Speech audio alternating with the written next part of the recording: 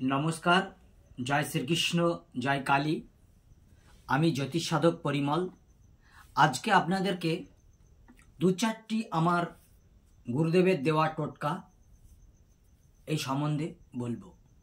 দেখুন, গতদিনের ভিডিওর পর আমি নজরদোষ সম্বন্ধে একটি টোটকা বলেছিলাম।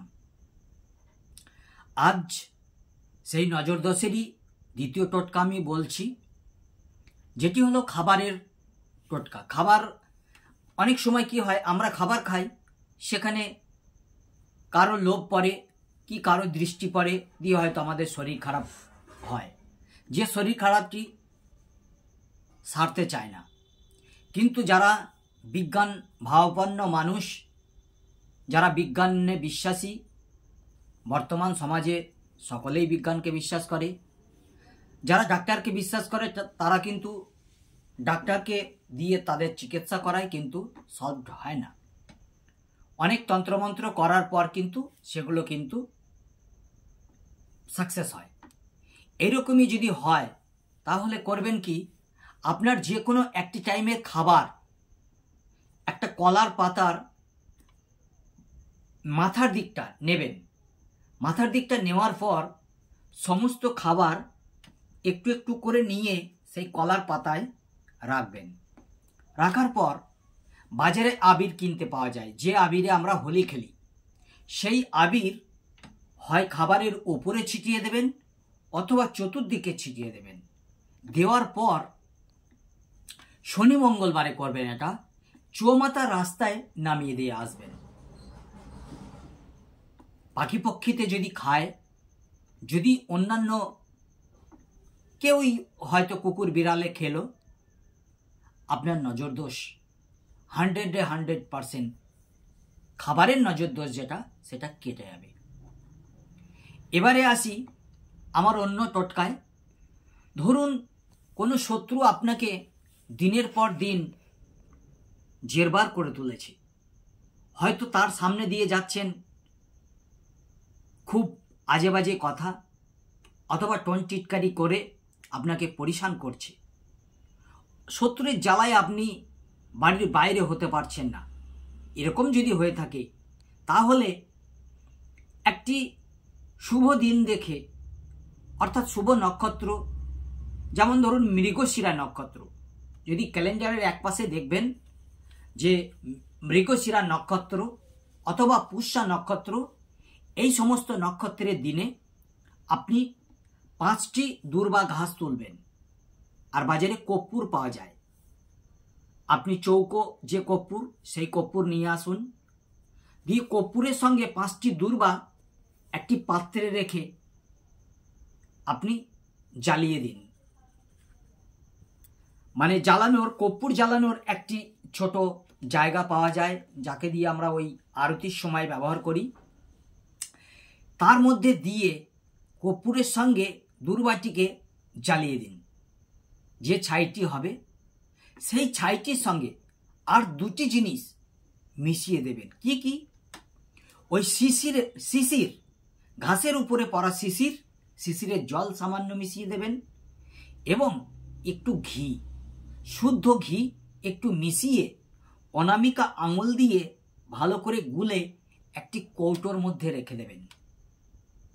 কৌটোর মধ্যে রাখার পর আপনি যখনই বাড়ির বাইরে কোথাও যাবেন, তখনই একটা টিপ অন্ততপক্ষে কপালে পরিধান করে বেরিয়ে পড়বেন।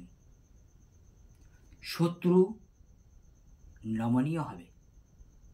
এটি কিন্তু গল্প হলেও সত্য, 100% আমি বলতে পারি।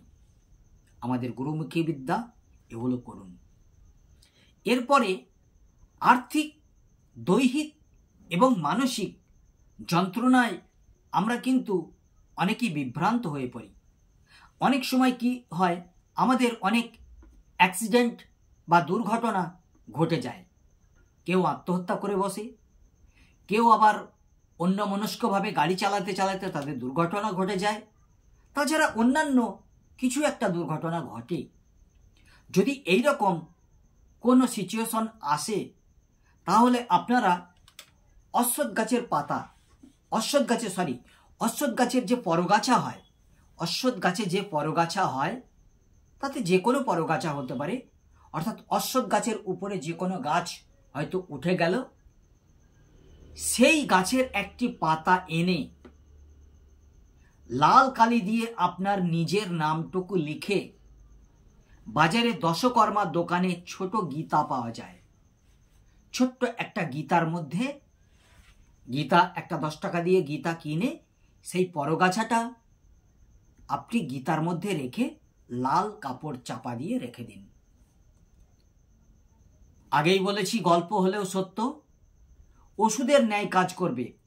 কিছুদিনের মধ্যে আপনার মন মানসিকতার পরিবর্তন ঘটবে, দুর্ঘটনা থেকে আপনি সারা জীবনের জন্য মুক্ত পেয়ে যাবেন।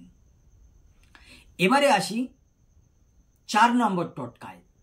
4 নম্বর টোটকাটি কি? যদি আর্থিক, দৈহিক এবং মানসিক পরিশানে আবার কোনো মুহূর্ত এসে থাকে, অর্থাৎ ঋণের জালে জড়িয়ে পড়ছেন, তাহলে 5টি বৃহস্পতিবার দুপুরবেলার খাবারটি গৃহিণীকে বলবেন যে রান্নাঘরে বসে দুপুরবেলার খাবারটি যেন কলার পাতায় বসে খায়। যখন খাবারটি নেবে তখন একসঙ্গে সমস্ত খাবার নিয়ে নেবে, কারো সঙ্গে কথা না বলে সেই খাবারটি গ্রহণ করে নেবে। তারপরে সর্বশেষ যদি জল পান করে, কি তার মাঝখানেও জল খেতে পারে, কিন্তু কথা বলা যাবে না। 5টা বৃহস্পতিবার রান্নাঘরে বসে কলার পাতায় আপনারা ভাত খান, দুপুরবেলার খাবারটা অন্তত পক্ষে খান।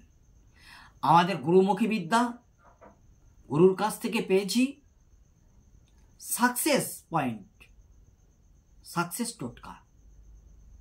গল্প হলেও সত্য। আপনারা করুন, নিশ্চিত রূপে ভালো থাকবেন। আমি জ্যোতিষ জগতে আসার আগে একটি খুব সুন্দর প্রতিষ্ঠানে ছিলাম, যার নাম দাইহাট কৃষ্ণ কালীবাড়ি।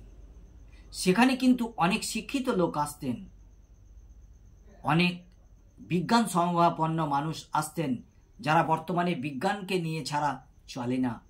আমি দেখেছি যে তাদের কিন্তু সেখানে কার্যকরী হতে, তাদের সাকসেস হতে আমি দেখেছি।